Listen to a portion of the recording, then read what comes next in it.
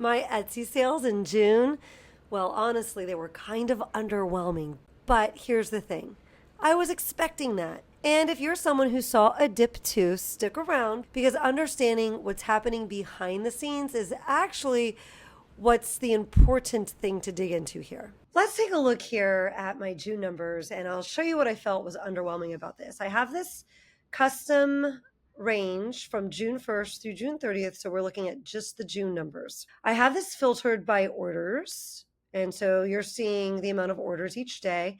The revenue was $12,584 and I had 236 orders. Let's take a second really quick just to show you what it was in May. And so when we filter just for May, we've got $28,057. So a pretty big difference between May and June.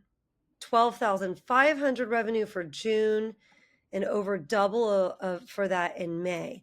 So you might be thinking, man, that really stinks. And yeah, sure, it kind of does. To see your revenue dropping, it really stinks. You see my conversion rate also dropped from 2.1% to this past month of 1.3%. So you might be thinking, well, geez, that's frustrating. Well, sure, but I know what my actions were and I know exactly what led to my June being less than half of my May, which is not typical.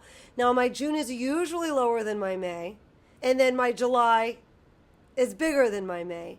But that's because I'm big into the teacher niche. The teacher niche naturally has two huge spikes, and it makes very nice money all year round, really. But two huge spikes for last day of school or the end of school, and then for back to school, another huge spike where those sales start coming in July, August, and into September. June is a natural month of just being a lot lower in that niche. And, you'll hear on YouTube other people's experiences, just overall the summer being bad. I don't consider my summers bad because, again, my July and my August, the teacher niche, I so well prepare for it, and I do really well in that niche for those 2 months. However, if you've been following the series, you know that I started an online community, the Learn and Earn Academy. So I teach on my YouTube channel, the Simply Shauna channel. I work on this channel with my friends, and then I've got my Etsy shop, and I've got my membership, and so it's a lot to juggle. And as a result of starting all of these other projects, my Etsy shop doesn't get the attention it used to. So my June didn't always drop so bad. And the reason that it dropped so bad this year is because I primarily prepped my shop for the teacher niche. I could not list aggressively enough for it to make sense for me to be listing in too many niches. I had to focus in one place. And I don't regret that. From that $12,000 revenue, I got to keep right around $3,000 profit. Last month, I got to keep closer to $6,000 profit. And next month, this month, July, right? I should be getting back to business here pretty soon. Even today, my orders are higher than they've been. We'll jump back on and we'll look at the numbers in just a second. Just for July 1st, though, it's looking promising. When you're having a month that's not going the way you want it to, I know it's easy to kind of just go, oh my gosh, that's it, my shop's not going to work. Oh no. No, those are the times to figure out, well, what's going on? Like, there's a reason. For every action, there's a reaction. For every cause, there's an effect. So what is causing it? Us as business owners, we have to be patient enough with ourselves to figure that out.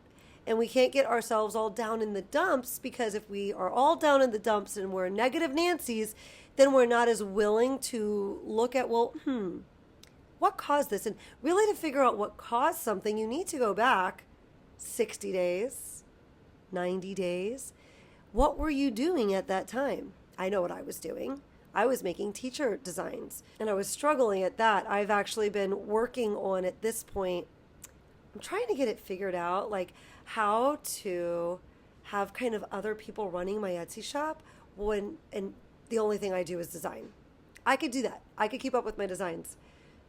But I'm trying to get it figured out that I don't have to do any of the other pieces. I haven't gotten it completely figured out yet, but when I do, I'll be doing videos here on YouTube teaching you how to do it. And in my journey of getting that figured out, there have been some moments in the last couple of months where I needed to get another team member hired, or I needed to get something figured out. And so I just wound up bottlenecking myself and not getting the designs that I was getting produced out. All part of the learning process. And so I didn't even get as many teacher designs out at this point that I wanted to. Things are working really nicely now. I did get another team member hired, a friend that I used to teach with. And I'm super excited now that she's helping me get my things listed. But this is, a work in progress. And just like my shop was when I first started it and I was just trying to get it off the ground, it was a work in progress. And we always have to be willing to kind of look at our business and figure out, well, what's going on. So we know that for this year, part of the issue is that I did not build my shop up for the month of June for any other niche other than the teacher niche. I do suggest that if you are able to create 15 designs a week, I would be working on 2 to 3 niches. That would be my focus. If you're creating fewer designs a week, let's say you're only able to produce 2 or 5 designs a week, then I would probably focus on one really good moneymaker niche like teacher perhaps. I would get down in the nitty gritty of teacher and do like some really specific positions at a school. For example, bus driver, speech language pathologist, some very specific places in that larger teacher or school niche. And I'd be building out in just that one niche over the entire course of the year. Again, if I was not able to do maybe 10 to 15 designs a week, if it was less than that. And then you just have to know that you have to expect the months not to continually be growing one after the other, because your niche is going to have natural ebbs and flows. So I'm sitting here editing, and I didn't want to just leave you with just the example of teachers, because there's lots of different niches that I could give the example of. So I'll think it through with you just a little further so that you have other examples to go off of. But some other really big money makers that have lots of sub niches within them that you could really find a foothold in to get into that big money making niche. Another one would be the medical or healthcare niche. You could focus on different types of nurses, like the NICU nurse, the ER nurse, the travel nurse, the CNA, the LPN, nurse practitioners, radiology tech, dental hygienist, pediatric nurse, oncology nurse. So a lot of niches that complement each other under that big one of medical. Okay, another direction you could go is a family and relationship niche. So you could work on things like mom and get really specific with that. I mean, mom could just be the niche, actually. And I mean, you could do stuff for that mom that has just girls, the mom that has just boys, the volleyball mom, the softball mom, the baseball mom, the dance mom, the hunting mom. A lot of that could keep you very, very busy in your shop. Of course, you're going to spike at Christmas and at coming into Mother's Day, but that can make consistent money all year round. Any niche you pick is going to have certain spikes. And then if you wanted to round out that, that family or, relationship niche there a little bit more, the idea of mom, you could get into step parents, you could do sibling shirts, grandparents, you could get into parents of twins, you can get into first time moms, you can get into pet parents, so the dog mom, the cat mom.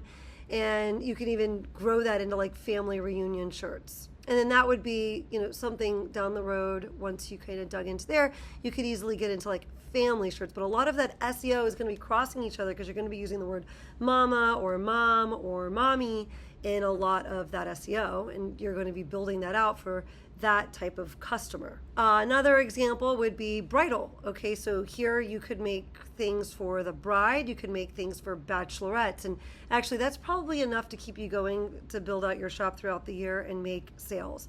Now, coming into spring, you're going to do the best with bachelorette in spring and summer, but you're going to be able to make consistent money with that year round once you get yourself in there. It's a niche that sells big volumes, has lots of customers. And there's a lot of other directions you could grab that from as well and grow it as you continue to grow your shop. So like I said, bride and bachelorette, but then that also gets into like mother of the bride, that gets into possibly getting into bachelor shirts or into honeymoon shirts or into wedding party shirts, which are all things. And I'll throw one more out at you as an example, but this is by no means an exhaustive list. Getting into like animal type, like you're starting with just, okay, I'm only going to be able to do 10 listing or 10 designs a week, so I'm going to really focus, and I'm going to focus on like the dog mom. But that dog mom you could also play around with other dog related, niches there. Like, let's say you want to play around with maybe a vet or vet tech, dog trainers, dog groomers. Again, that's not an exhaustive list, but I just wanted to give you some additional examples. I know a lot of times I'll just go to teacher because I know so much about that off the top of my head. Okay, back to the video. So for me, it was always about getting my shop rounded out. Building the train. I think of my Etsy shop like a train, and I'm constantly trying to build the train tracks that my train is going to need in order for it to keep chugging 30, 60, 90 days down the road. So I have to look back at the Shauna that was listing 2 or 3 months ago, and I have to understand what that Shauna was doing. And I have to understand, okay, well, that is what I was able to do. And this was the strategy that I was going for. And so this is where I'm at. And it's okay because July is going to be great. And I expected June to be lower. And if I was a first year shop, I certainly would not even have these numbers, right? Like, I actually still sold a number of things in June from niches that I've worked very hard in and built up over the last couple of years, but I didn't put anything new out. And Etsy's just not a set it and forget it type of platform. There's always new trends coming in, always new types of design aesthetics that people are interested in. And so sellers that are consistently adding and updating their niches with those new aesthetics are going to have a chance to really appeal to more of the market than someone who's relying on designs that have performed well for them in the past. Yes, you'll still have designs performing well for you the second or third year that you have them, but that bait is getting less and less desirable, and people are looking for some different things. So you really have to think about continually adding to your niches over time. So let's dig into this just a little bit more now that you know why my revenue dropped. So again, it's 12,584, 236 orders, while in May I had 618 orders and 28,000. Now it also makes sense why my conversion rate would drop. In May, all of those teachers were making their purchase decisions. They had to make their purchase decisions. They couldn't wait any longer. They needed their shirts in time for the last day of school. Moving into June, it makes sense that my conversion rate starts to drop because now it's getting too late. Teachers are looking at those same listings with no longer having a window of time big enough to get their designs or their t-shirts sent to them quickly enough. And so that conversion rate just starts to drop. Now, at the same time, some teachers are already out for summer break. They're starting to look at back to school shirts, but they've got time. They've got time to shop around. They've got time to look. They're not ready to make those decisions yet. And so hopefully in July, let's look at this month so far. Look at today. I've got 5% conversion rate today. I've got 10 orders, which you could see. And today it's around, let me see, it's around 4:45 right now. So I might have 15 or 16 by the end of the day. Let's see what happens. Looks like a lot of single shirt orders because I do have kind of a low revenue for me when I've got 10 orders because the teachers will often buy them in a group order. So let's take this back to June for a second. As I'm watching this, I see it kind of dropping, kind of staying low over here, even 2 orders one day.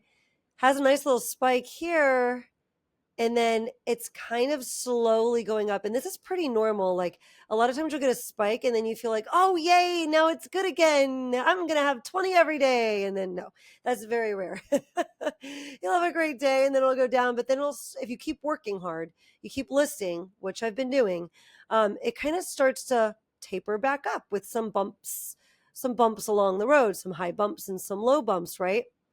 I'll even invite you over here to take a quick peek at my ads for those of you curious about what's going on over here. From June 1st through July 1st, I had 65 orders come through ads, and my revenue on that was $3,668, while my spend was $1,751. Now, I would prefer to see this closer to $1,200 for me. And this can fluctuate what you want to see here depending on whether you have included shipping on your listings or whether you have free shipping set up in your shop, paid the customers paying extra for it at checkout or not. So moving forward through the second part of the year, I am going to be hitting more of my niches. I've got things a little bit more figured out now, and I am going to be working on anywhere between 2 and 4 niches during the course of any given month. I am starting to do Halloween things starting in July, and I am also going to continue working, since I'm in it to win it with teacher stuff, I'm also going to continue working those out as well, like the back to school types of designs. I'm going to let those designs speak for themselves come probably somewhere around July 7th or 8th, and then focus more just on an evergreen niche that I want to build back up in my shop and on Halloween niches that I want to start working on. This video is going out July 3rd, and we are starting a Halloween challenge in the Learn and Earn Academy, my online community. I will leave a totally free document that guides you through 30 daily prompts if you'd like to pick that up. You'll have like over 130 Halloween designs in your shop if you follow that. And if you prefer to be in a community where there's a lot of excitement, a lot of momentum, there's weekly accountability check-ins, there's weekly sessions where you can ask your questions or get some insights. Then I'll also leave a link to the Learn and Earn Academy as well if you're looking for all of that extra support plus some video prompts to go with the daily written prompts. July is the time to start preparing for Q4. I am going to be working on this Halloween challenge as well. I'm also going to be starting some of my Christmas designs in specific niches that I want to make sure that I am really prepared for. And the reason I keep mentioning specific niches is because you want to be strategic. You don't want to be like, oh, I'm going to make this mom Christmas shirt, and now I'm going to go make this dad Christmas shirt, and now I'm going to make this toddler Christmas shirt, now I'm going to make this teacher one, and now I'm going to make this nurse one. I do batches of designs. I pick just a couple of places where I'm going to be, and I'm there. That's where I am, and I create 50, 100, 150 designs in my shop to go with those specific niches. Now, for Christmas, I will probably have a couple hundred designs in my shop for each of the niches that I want to be doing really well in. And I'm only going to have 2 or 3 niches, and I'm going to start preparing in July so that I can get all of that in there consistently over time between now and Black Friday. Now's the time to start. All right, now that you know all about what's going on in my shop and what led me there, the actions that I was taking in my shop 30, 60, 90 days ago that have led me to where I'm at right now, and now you also know what actions I'm going to be taking moving forward so that I can have a great October and November, go take a look at your shop. I invite you to go take a look at your shop. Go figure out what's going on, why it's going on, so that you can make really informed decisions moving forward. Come up with a game plan. What are you going to be listing in for Q4? And go get that free Halloween challenge. If you enjoy these monthly number videos, don't forget to subscribe so you don't miss the next one. Don't forget to like this video so I know that you're enjoying this series. And go down into the comments and let me know what your favorite Halloween candy is so I know you made it all the way to the end. And watch this next video that's popping up on your screen next, because I know you'd like it if you liked this video. But be sure to actually click on it. If you don't click on anything, YouTube's just going to give you a random video. All right, see you next time.